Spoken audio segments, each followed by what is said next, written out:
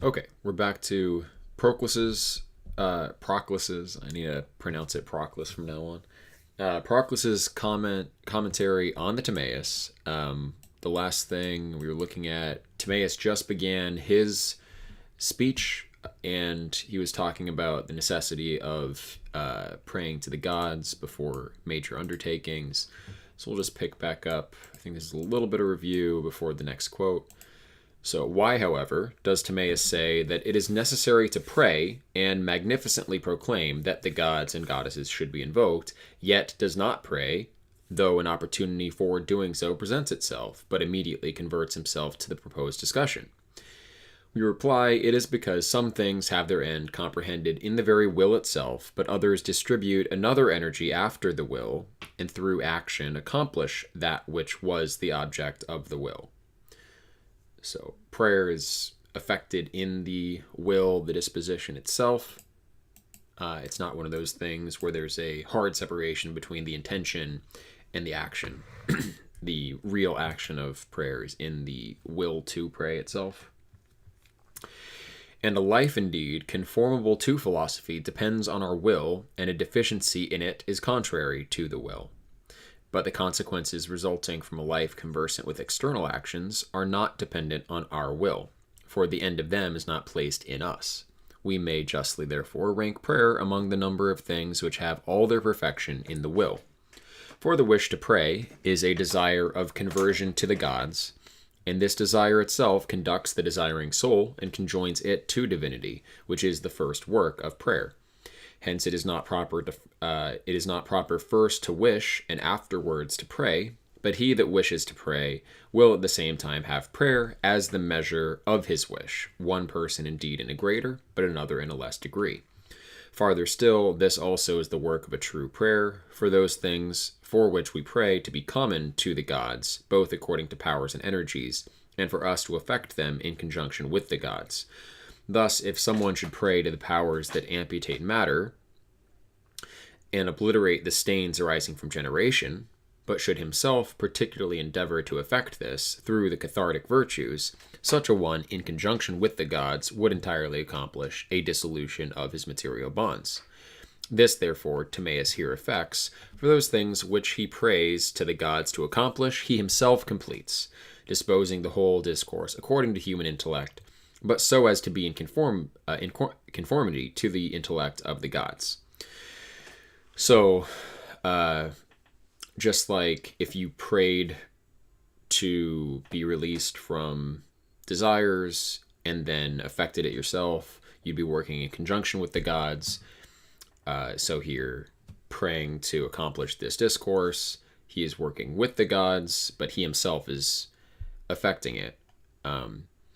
So the separation between the intention to pray and the action, we have the announcing that the prayer is necessary, and then the action is just fulfilling the object of the prayer. And so everything is basically covered. We don't have to have a separate section where Timaeus specifically addresses one god or another. Just that intention is given, and then he himself affects the fulfillment of that intention. Next quote. And such is my prayer to the gods with reference to myself. But as to what respects you, it is requisite to pray that you may easily learn, and that I may be able to exhibit what I scientifically conceive in the clearest manner about the proposed subjects of discussion. According to my opinion, therefore, the following division must first be made. Proclus. The exhortation of the auditors is a thing consequent to the prayers of Timaeus.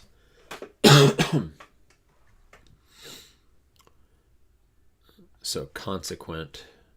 For it is necessary that the replenishing source, being suspended from its proper causes, should previously excite its recipients and convert them to itself prior to the plenitude which it confers. Okay, so just like the gods give us the intention or the will to convert to them, which Proclus already said a little bit earlier. So Timaeus is like praying for an easy reception first. So there's a preparation of the recipient and then the transfer of the energies. Okay. For it is necessary that the replenishing source be suspended from its proper causes, should previously excite its recipients and convert them to itself prior to the plenitude which it confers, in order that becoming more adapted, they may happily receive the intellectual conceptions which it imparts. For thus the participation will become more perfect to them, and the gift will be rendered more easy to the giver. Moreover, this very circumstance of facility is adapted to those that imitate the whole fabrication, from which, abiding and rejoicing in itself, all things proceed to the effects which it excites. Okay. Farther still, to produce one series through the contact of secondary with prior natures, adumbrates the demiurgic series, which proceeds as far as to the last of things.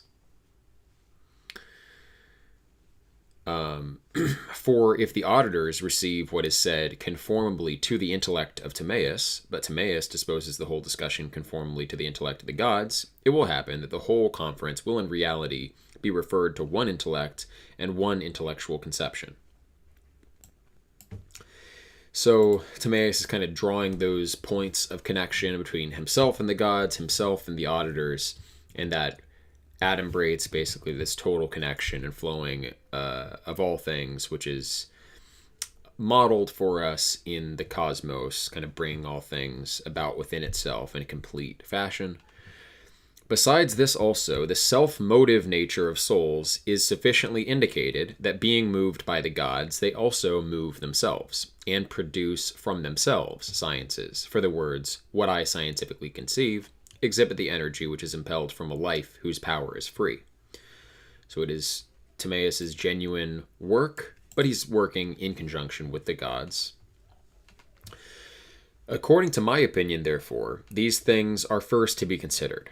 That Timaeus, being a Pythagorean, and preserving the form of Pythagoric discussions, is immediately exhibited to us as such from the very beginning.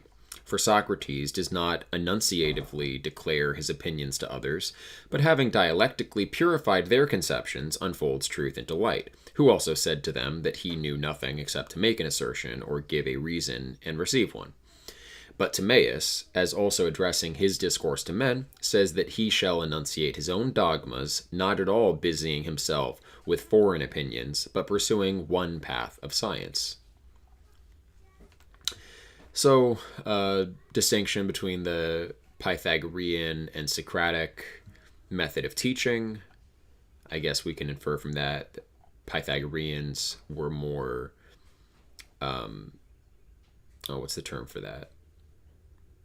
They just lay out their thoughts as opposed to going into a back and forth and a discussion first. There's a term, starts with a D, I think, that I want to use, but I think you know what I mean.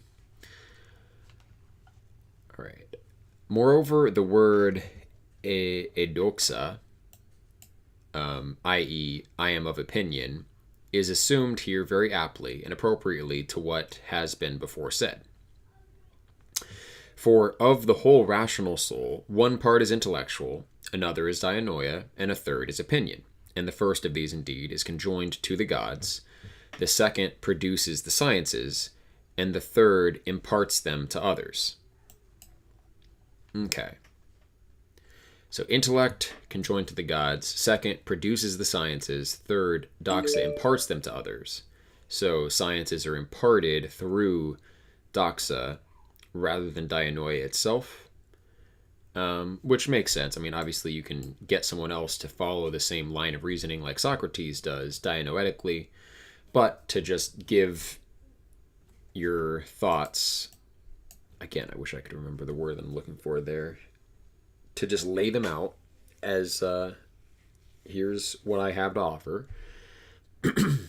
No, not deductive. Deductive would be like finding, when you have a doctrine that you just want to give, to lay it down kind of without making it a dialectical back and forth exercise. or reasoning about it. Just like, here's the doctrines.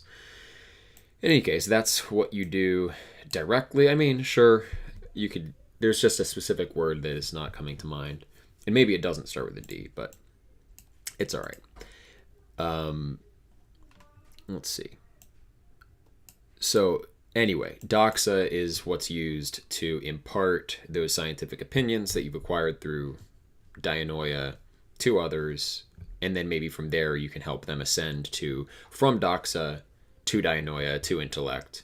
So when you're learning a new science, first you learn it as just laid down by the other person, like here's what the science says, but you receive it in terms of opinion, not science, and then you elevate that opinion that is received to the level of science, and then above that to the kind of intellectual unity which supports the science. This man, therefore, knowing these things, through prayer adapts his own intellect to the intellect of the gods. For this is manifested by the words, quote, that what we assert may especially be agreeable to their divinities, and that in the ensuing discourse we may be consistent with ourselves. But through exhortations, he excites the dianoetic part of the souls of his auditors, for the words, what I scientifically conceive, have an indication of this kind. The doxastic part therefore remains, which, receiving a scientific division from dianoia, delivers the streams of it to others. This, however, is not ambiguous, nor divided about sensibles, nor does the formal distinction of it consist in hypolepsis alone, but it is filled with intellect and dianoia. So the doxa, again, is not ambiguous, nor divided about sensibles, nor does the formal distinction of it consist in hypolepsis alone, but it is filled with intellect and dianoia, surveys the demiurgic reason, and distinguishes the nature of things. Because the doxa that Timaeus is laying down here is scientifically and intellectually coherent, imbued with all of that divine energy. And hypolepsis... footnote 2, viz. In the apprehension of each of the terms of which a syllogism consists. I'm going to look up that term, hypolepsis. Does it say value judgment?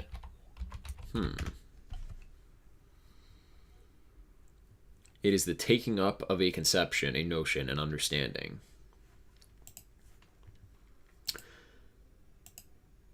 Okay. So it's not just taking up a position, an opinion, basically, but it also is filled with dianoia and intellect. These particulars also are sufficiently assimilated to the paradigm of the speaker. For there a royal intellect proceeds, according to which the paradigm is united to the intelligibles. A dianoia containing in itself the plenitudes of forms, and the first and uniform cause of opinion. Hence the paradigm contains intelligibles in intellect, but introduces sense to the worlds, as the oracle says, or as Plato, quote, such ideas, therefore, as intellect perceives to be inherent in animal itself, so many he dianoetically saw this universe ought to possess. So just how the intellectual unity of Timaeus' thought is connected to the dianoetic unity. Moreover, the distinction between beings and things generated is consentaneous to what has been before said.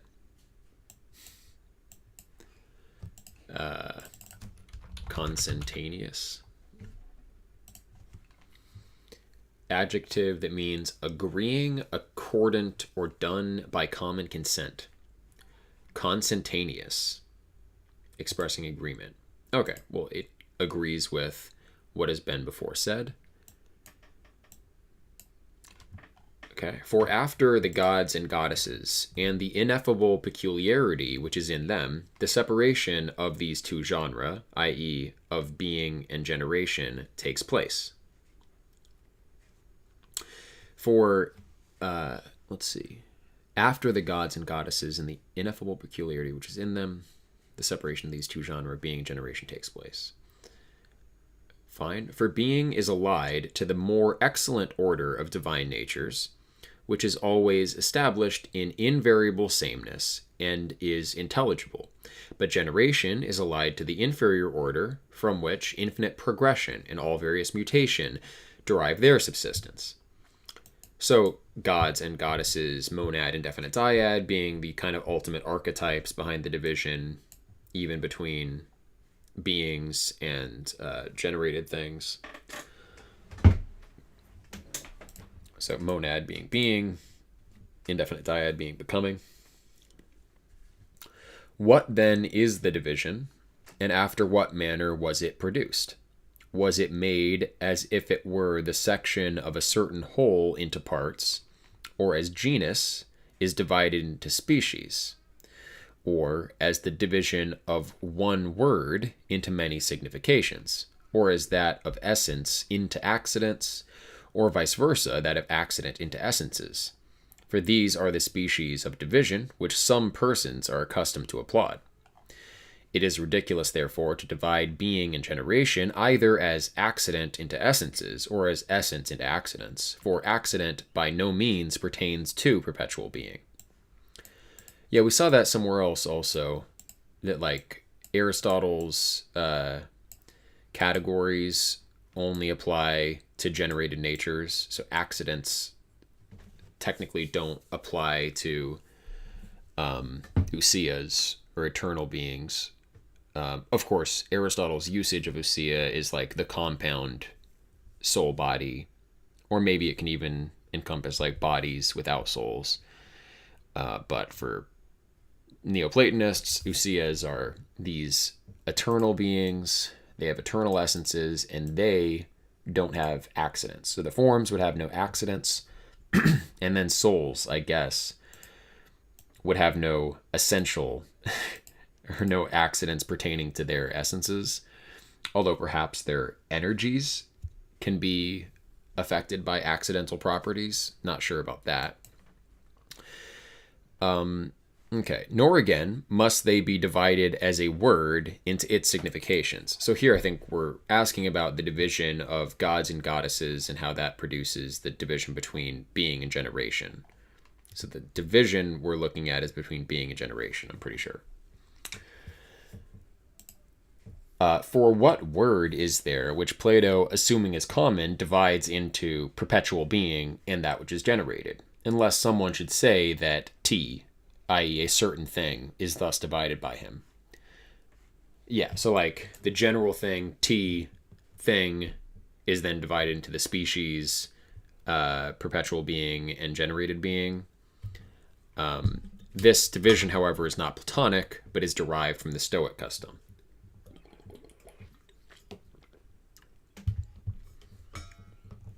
Or I shouldn't have said species, because we're not looking at genus and species yet. So T is not treated as a genus. Instead, it's treated as a word that can mean either of two things. But that's a Stoic custom, not Platonic. We're not refuting it per se, just saying it's not what Plato has in mind. Is the division, therefore, as that of a whole into parts? But what is that whole, which consists of perpetual being and that which is generated? Or how can paradigm and image give completion to one composition? How likewise can perpetual being be a part of a certain thing, since it is impartible, united, and simple? So it can't be a part of a whole containing generation as well, because it's not suited to be a part. Okay.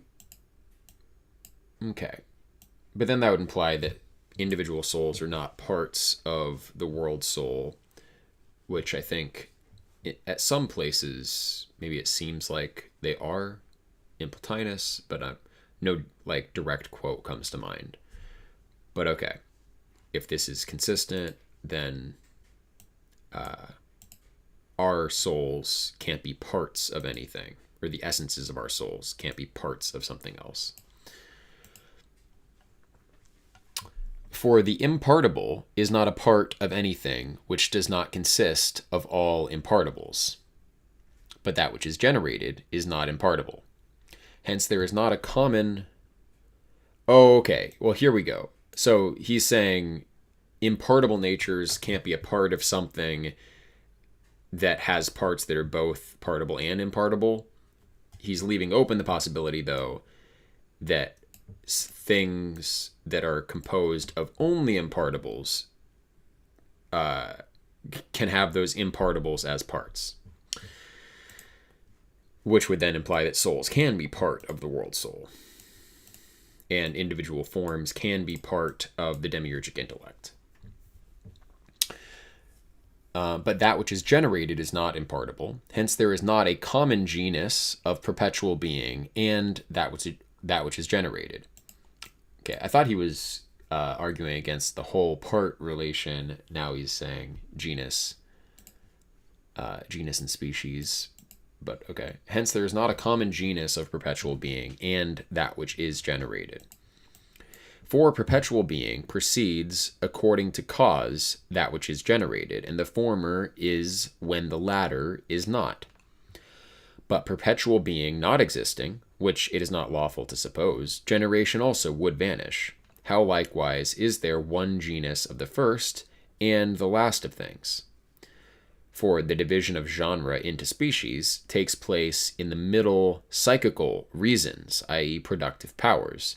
But things prior to soul subsist in more excellent genre, and things posterior to soul have their essences in coordinate natures.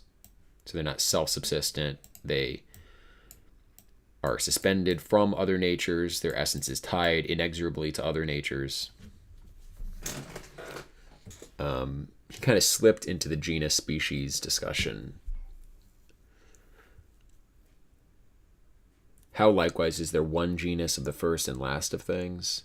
For the division of genre into species takes place in the middle psychical reasons, productive powers, but things prior to soul subsist in more excellent genres. So this kind of division, he's saying genus and species, properly speaking, I guess, takes place according to the reason principles, productive powers inherent in souls, and the organization of, souls and the cosmos. That's where genus and species, properly speaking, apply, I guess. But things prior to soul subsist in more excellent genres. We still are calling them genre, but perhaps they aren't like genus and species in the same sense that things are in soul. How, therefore, can being itself and that which is generated be arranged under one genus? What also will this genus be? For it is not being, lest that which is generated, and which never truly is, should be arranged in being. Nor will being itself be the one, because every genus is divided by its proper differences and antecedently assumes the differences either in capacity or in energy. But it is not lawful that the one should have differences either in capacity, lest it should be more imperfect than secondary natures to have, capacities that aren't fulfilled, or in energy, lest it should have multitude. But as it is, in short, demonstrated to be superior both to power and energy, it cannot in any way whatever have differences, so that neither will there, in short, be a division of the one. So the one cannot be a genus, just like being can't be a genus for Aristotle. The one can't be a genus because for a genus to be, it has to antecedently assume the differences of its possible species, and those differences will be in the genus, either potentially or actually, and the one is too unified and too perfect to have potentialities or actual differences. Therefore, the one is not the genus. And so what could the common genus of being and becoming be? What then shall we say? Must it not be this, that Plato does not now make any division whatever, but that he proposes to define separately what each of these two, perpetual being and that which is generated, is? For it appears to me that the word diareteon has the same signification as diaxthrineteon. Okay. For since he discourses about the world, the demiurge, and the paradigm of the world, he wishes separately to define perpetual being and separately that which is generated, in order that through the given definitions we may know where the world, where the demiurge, and where the paradigm are to be arranged, and that we may not confound the orders of things, but may separate them from each other, so far as they are severally adapted to be separated. He likewise does the very same thing in the Philebus. For inquiring concerning intellect, pleasure, and the mixed life, which is the best of these, he assumes the genre of them, viz. Bound, infinity, and that which is mingled from bound and the infinite. For thus the order of each will become apparent, and he will manifest the peculiarity of them from their genre. There, however, bound and infinity, beginning from the gods, proceed through all beings of whatever kind they may be. For these also were in intelligibles according to the stable and generative cause of intelligibles. They were likewise in the intellectual order according to the paternal and material principle of the intellectual gods, and they were in the supermundane order according to the demiurgic monad and vivific dyad in the last place according to effective and prolific powers. Here, however, being and that which is generated do not begin from the gods, for the unities of the gods are superior to being, and prior to these, the one itself is exempt from all beings, because the first god is one, but the other gods are unities. Nor are being... Okay, so being and becoming doesn't begin from the gods. Bound in infinity from the Philebus does begin from the gods.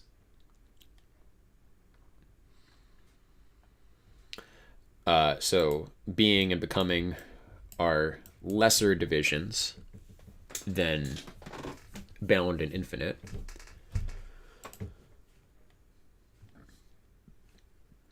Nor are being and that which is generated things which are participated by the gods, in the same manner as the unities which are posterior to the gods are said to be and are participated by being.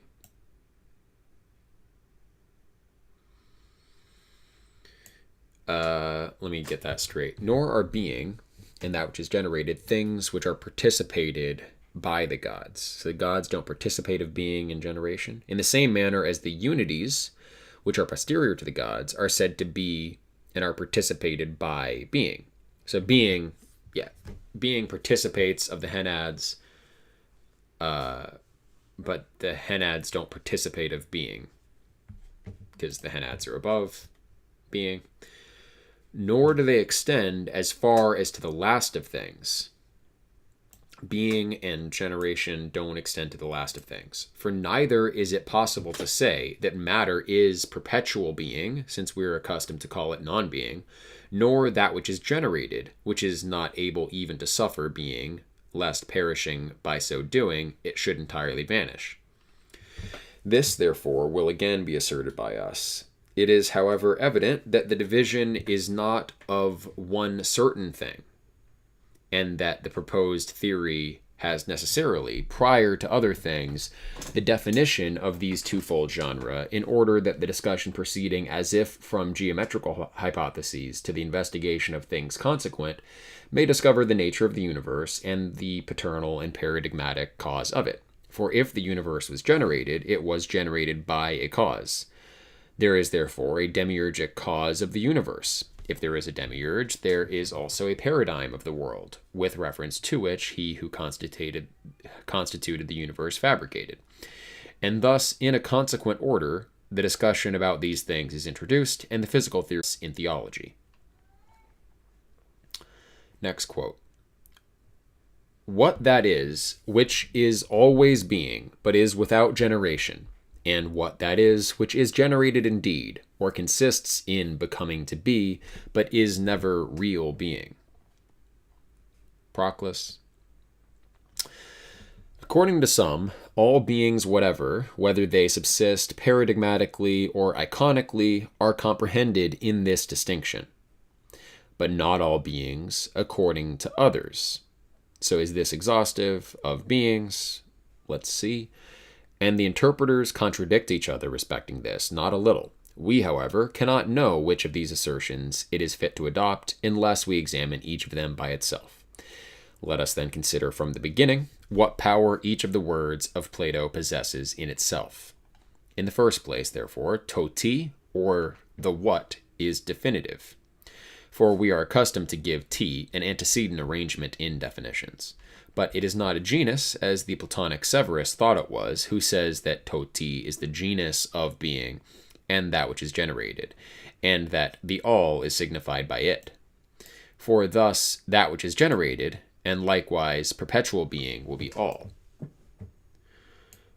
And we've speculated on this before, mostly in the context of Plotinus, because he uses this term, the all, pretty frequently. The all means the cosmos. It doesn't mean the combination of eternal beings and generated natures. It's the cosmos as the all. It was also doubted by some that precede us why Plato did not demonstrate that there is such a thing as perpetual being prior to the inquiry what it is. For whence is the subsistence of perpetual being evident? And it is the law in demonstrative discussions to consider if a thing is previous to the investigation of what it is. He, in answer to this doubt, it may be said that perhaps Timaeus did not think this was requisite to his purpose, as the day before it was shown by Socrates in what he said about the soul that the soul is unbegotten and incorruptible, and that it philosophizes through its alliance to real beings, with which it comes into contact.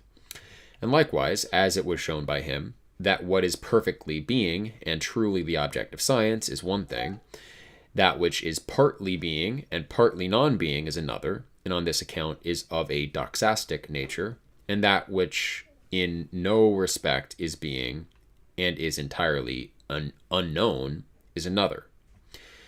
This was also granted to Timaeus by Socrates when he divides a line into four parts, the intelligible, the dianoetic, the sensible, and the conjectural. Where likewise, speaking about the good, he says that it reigns in the intelligible place in the same manner as the sun in the visible region.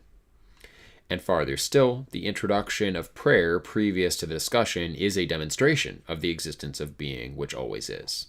For if there are gods, it is necessary that there should be truly existing being, for this is united to the gods, but not that which is generated and which perishes, but is never truly being.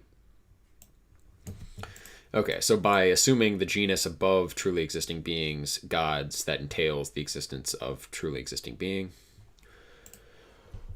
Or rather, prior to these things, it may be said that the existence of something which always is deposited in our common conceptions. So we don't have to argue for it because we all have it as our intellectual intuitions. For whence was that which is generated produced except from perpetual being? Okay, so that's the intuitive nature of it. The fact of changing being indicates there has to be similarity grounding it. For if this also was generated, it must have been generated from some other being, and this must either be perpetual being or must likewise have been itself generated. So like the unmoved mover argument. So that we must either proceed to infinity, or generation is in a circle, or perpetual being has a subsistence. But it is not lawful to proceed to infinity, for from one principle, which is the one, all things originate.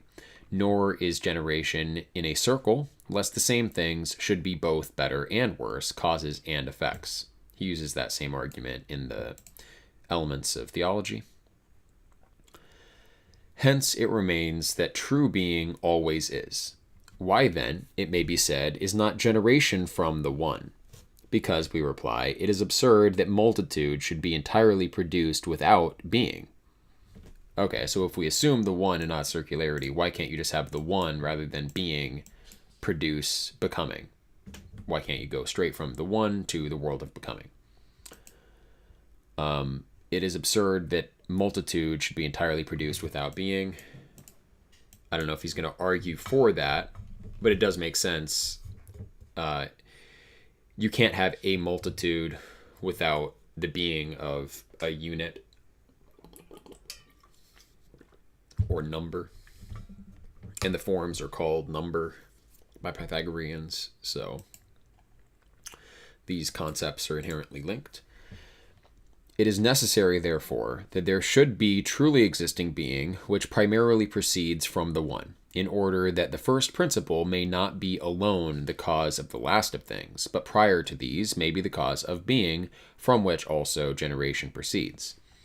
After all that has been said, however, the most true solution of the doubt is that Plato, now assuming as a hypothesis that there is perpetual being, defines it. But after the discussion about the fabrication of the world, resuming this very thing, he demonstrates that perpetual being has a subsistence. So he's for now giving it as a hypothesis, and then later it'll be demonstrated. Preserving, however, what pertains to physiology, he proceeds from this hypothesis and demonstrates such things as are consequent to it. For science itself also is from hypothesis, and requires that hypotheses should be assumed prior to its demonstrations. In what he says, therefore, about matter, he demonstrates not only that matter is, but also that being is. But a little after, from one of the hypotheses, i.e., from the third, demonstrating that there is a demiurge of the world, he obtains also from this that perpetual being subsists prior to that which is generated. And again, from the fourth hypothesis, he evinces that the demiurge fabricated the universe looking to an eternal paradigm. But in the place we have mentioned, he demonstrates that perpetual being is itself, by itself, prior to generated natures. And thus much for this particular. With respect, however, to perpetual being itself, whether does it signify the whole intelligible world, or the demiurge, or the paradigm of the universe? For it is differently assumed by different interpreters. And if indeed it is the whole intelligible world, whence does the intelligible breadth begin? And where does it proceed?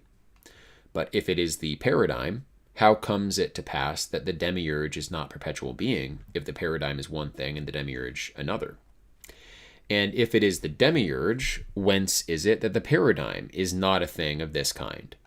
That the paradigmatic cause, therefore, is to be arranged in perpetual being is clearly evident from Plato when he says, quote, "According to which of the paradigms did the artificer fabricate the world? Was it according to that which subsists with invariable sameness, or according to that which was generated?" And he immediately decides by saying, quote, if the world indeed is beautiful and the demiurge is good, it is evident that he looked to an eternal paradigm. But if the world is not beautiful and the demiurge is not good, which it is not lawful to assert, then he looked to a generated paradigm. If therefore it is not lawful to assert this, the paradigm of the universe is perpetual being. But that this is also true of the demiurge is evident from this, that Plato calls the soul, which the demiurge constitutes, the first of generated natures, and delivers the generation of it. Okay, so soul is, I think, a self-subsistent being, but it can also be called a generated nature, evidently. I think that's the first time I've seen that explicit. So Proclus says that Plato calls the soul the first of generated natures. Interesting. I'll have to remember that. The demiurge, however, is prior to soul, so that he belongs to eternal beings. Okay. Proclus will say that the essence of the soul is in eternity, but I guess the energy of the soul then, specifically, is what is the first of generated natures. I think that's probably fair. The demiurge, however, is prior to soul, so he belongs to eternal beings. Hence also Plato says concerning him, quote, "After this manner, therefore, was there truly an eternal reasoning of the God." And how is it possible that being a divine intellect, he should not rank among eternal beings? Is therefore every intelligible world perpetual being? The divine Iamblichus, however, strenuously contends on this subject, evincing that eternal being is superior both to the genre and species of being, and establishes it as the summit, or at the summit, of the intelligible essence, as that which primarily participates of the one. So eternal being is superior to the genre and species of being. Being itself, eternity, I think, is the Orphic term for it, perhaps. But eternal being, we're treating as the summit of intelligible essences. So it is the summit of the second hypostasis. That's being itself, which is beyond a genus or species of being. It is being itself, that which primarily participates of the one.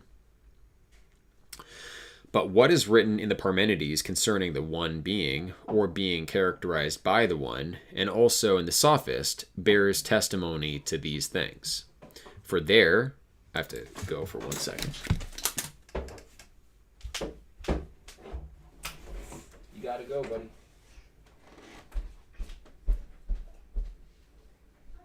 Hey, don't let him go. Find Mom. You gotta find Mom. He's like banging on the door.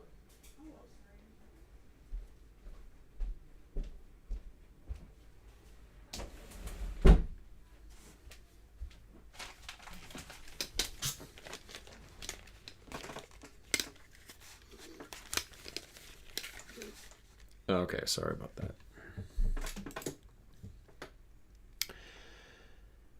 Okay, so the one is primarily participated by eternal being. What is written in the Parmenides concerning the one being, or being characterized by the one, and also in the Sophist, bears testimony to these things. For there, Plato arranges the one being prior to whole, and prior to the intelligible all, though the whole and the all are intelligible.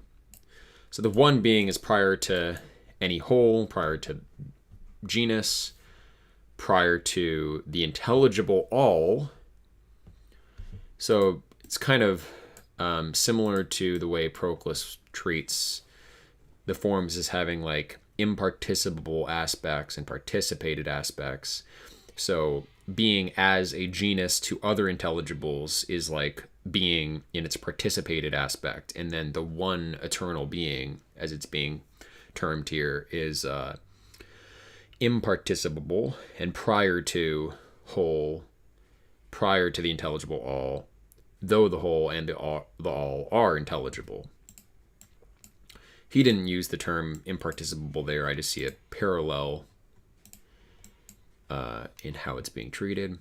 Here, however, Plato clearly calls the paradigm perpetual being, and a whole and all perfect. So it's a whole, so therefore it's not eternal being. The paradigm is not eternal being, for he denominates it all perfect animal, and a whole when he says, quote, of which other animals are parts, according to one and according to genre. So that if the paradigm is a whole and all perfect, that which is primarily being is above whole and all, the paradigm and that being will not be the same. So intelligible natures, generally, eternal being is above that paradigm which the demiurge uses, and the demiurge is not the same as that paradigm. Will it not, therefore, be better to say that there is indeed such an order of being as that divine man Iamblichus has delivered, and such as Plato elsewhere surveys, but that now Plato thus denominates every eternal world, nor is this at all wonderful. So he now denominates every eternal world when he says what?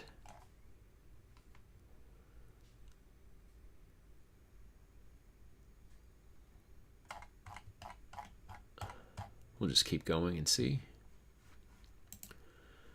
For at one time the intelligible is asserted of every perpetual and indivisible nature, as when it is said that the soul also is intelligible, as by Socrates in the Phaedo. But at another time, it is asserted of the natures that are more excellent than every psychical essence, as the division in the Republic manifests. Okay, so there's multiple senses of intelligible. Sometimes that includes the third hypostasis, sometimes it doesn't. And at another time, it is asserted of the first triads of being, as is evident from what Timaeus a little after says of them. After the same manner, therefore, so sometimes intelligible is, so, the first third of the second hypostasis. So we have intelligible, intelligible and intellectual, and then intellectual. So the intelligible is that first third. So sometimes intelligible, strictly speaking, refers to that. After the same manner, therefore, being in the sophist indeed manifests the order of the one being, but here it signifies the whole eternal world. So in the sophist, when they're looking at being, we're looking at the order of the one being. But here, so being, the one being is like the form of being, strictly speaking. But here, being signifies the entire intelligible world, the entire second hypostasis, basically. We're talking about the second hypostasis. In the sophist, being is just the form of being. For it is evident that being, which is primarily being, is the summit of the intelligible breadth, and the monad of all beings. Right? For everywhere, that which is primarily being is, So before it was said, like, the eternal being is not a genus to other beings, but it is a monad to other beings. So maybe there's a distinction there to look into. Monad is more, I guess, generic than genus. For everywhere, that which is primarily being in its own series has the highest order. So whatever is primarily animal, primarily X, is the summit of that series. Since if it is ranked as the second, it would not have the same form, nor for it would no longer be primarily that which it is.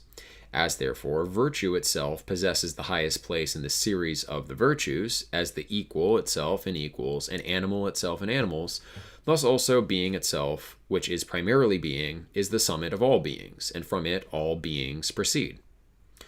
But every intelligible and intellectual being, and whatever appears to exist, has the appellation of being, yet being and perpetual being are not the same.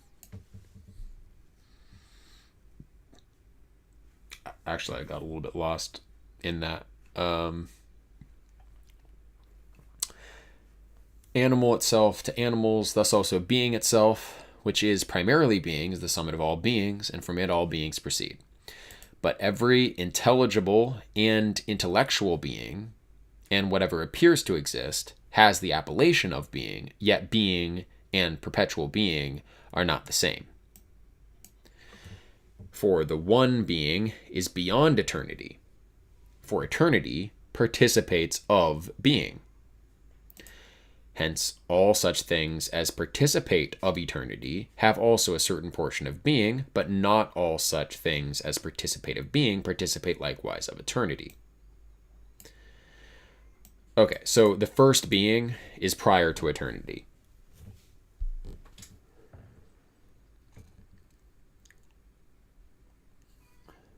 Yeah, so perpetual being or eternal being is going to be posterior to being itself.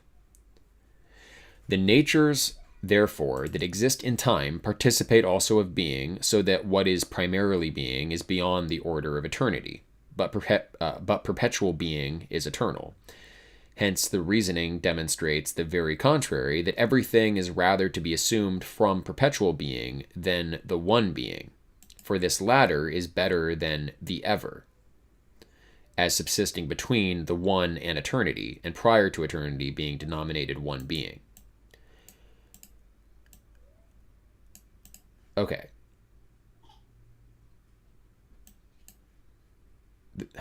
Hence, the reasoning demonstrates that the very contrary, that everything is rather to be assumed from perpetual being than the one being. Okay, so if we're just talking about perpetual things that last forever, eternity is that which all perpetual beings have in common. They also obviously have a share in being, but specifically anything that is forever is subordinate to eternity as that more proximate monad of the series of eternal beings as opposed to being generally. Almost feel like I lost the thread overall of where Proclus is taking this, but let's keep going. If, therefore, it be requisite that I should say what appears to me to be the truth, Plato now precedenteously assumes everything which is eternally being, beginning indeed from the nature of animal itself, for this is primarily eternal, but ending in partial intellects. Okay, so we're not dealing with the entire second hypostasis. We're dealing with all eternal natures, and the animal itself will be the first eternal being. So eternal being is animal itself. Being simply is the one being. But the one being he perhaps omits in consequence of its existing as the monad of these, and as being ineffable and conjoined to the one. Hence Plato will now speak in reality of every intelligible, if that intelligible is not assumed, which is occult, is the highest, and does not depart from the one. So, in other words, we're talking about the entire second hypostasis minus the first being. He says, therefore, shortly after this, that animal itself is the most beautiful of intelligibles in consequence of the natures prior to this, being, through excess of union, superior to a subsistence as objects of intellect. So anything superior to animal itself can't be an object of intellect, and so doesn't have beauty in that sense.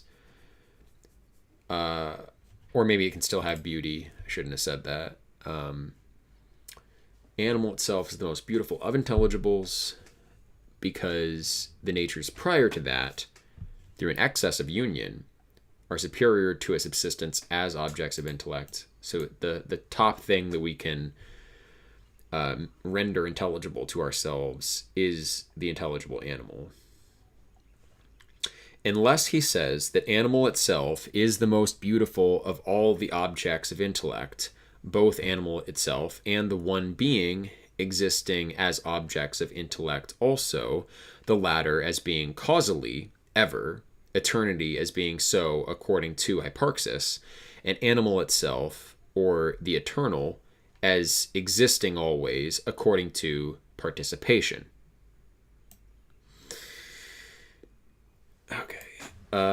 Unless he says that animal itself is the most beautiful of all the objects of intellect, both animal itself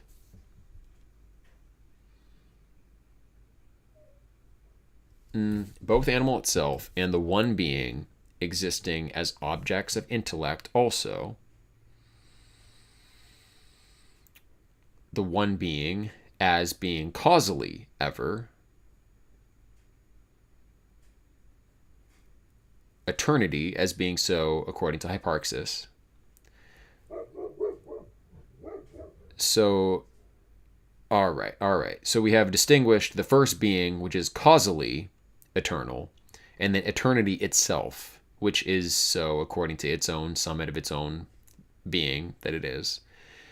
And then animal itself, which is existing always according to participation. The animal participates of eternity.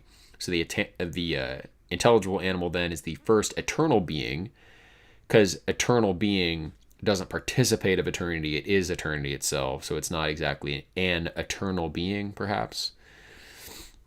It is eternity.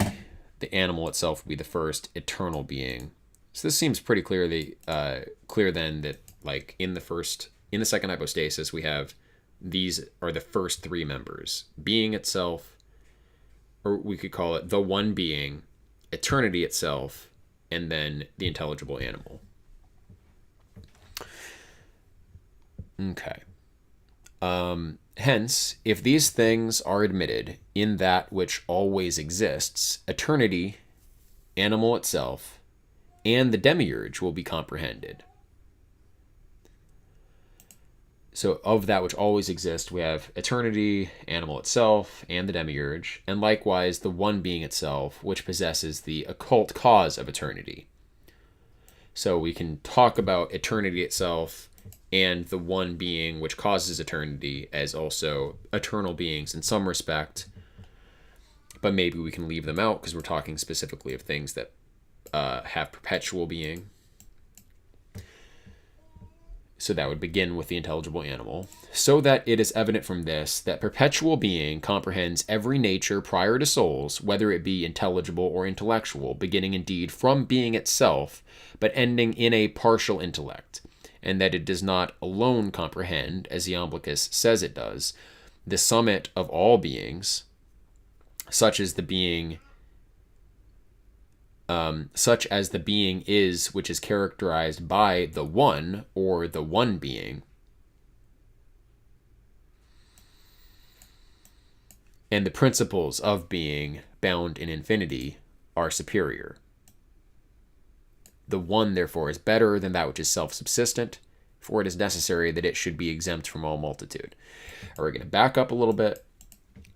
So that it is evident from this that perpetual being comprehends every nature prior to souls, whether it be intelligible or intellectual, beginning indeed from being itself, but ending in a partial intellect, and that it does not alone comprehend, as Iamblichus says it does, the summit of all beings, such as the being is, which is characterized by the one, or the one being. Okay, so perpetual being is not just talking about the one being. Perpetual being is talking about the entire second hypostasis. Evidently, Iamblichus seemed to indicate that perpetual being meant the one being. And he's saying, no, it's... Now, Proclus has kind of changed his mind. It seems like he is including the one being in perpetual being, not beginning with the intelligible animal, beginning with the one itself. Or, sorry, not the one itself, but the one being itself. The summit of all beings, such as the being is, which is characterized by the one, or the one being, through which all beings are said to be beings, and to which the one itself alone and the principles of bound in infinity are superior. So the one being, that first thing, plus these others, is meant by perpetual being. The one, therefore, is better than that which is self-subsistent, for it is necessary that it should be exempt from all multitude. Perpetual being, however, is self-subsistent indeed, but possesses the power of being so through the one. But that which is posterior to it, such as is our nature, is self-subsistent, and at the same time derives its subsistence from another producing cause. And the last of things proceed indeed into existence from a more excellent cause, but are not self-subsistent. Now he's explicit that the souls are self-subsistent, and yet derive their subsistence from another producing cause. So they're self-subsistent and they derive from another producing cause. Whereas perpetual being, the second hypostasis, has self-subsistence and possesses the power of self-subsistence through the one, as opposed to us, where we are self-subsistent, but we derive our subsistence, not our power for self-subsisting, but our subsistence from a producing cause. So it's like we are self-subsistent and dependent on the subsistence of higher things, whereas intelligibles will be self-subsistent and dependent on the power of that which is beyond self-sufficiency. Okay. And the last of things proceed indeed into existence from a more excellent cause, but are not self-subsistent. It is not, however, yet time for these observations. Okay, Proclus. We'll go ahead and just stop here. And yeah, there's a lot of very interesting stuff here. This is helpful because it's so long, and Proclus has so many opportunities to specify things that we've kind of speculated on before. This is an important kind of cross-reference. Important cross-reference for his other works and for just what is meant by some of these technical terms that we encounter in other places.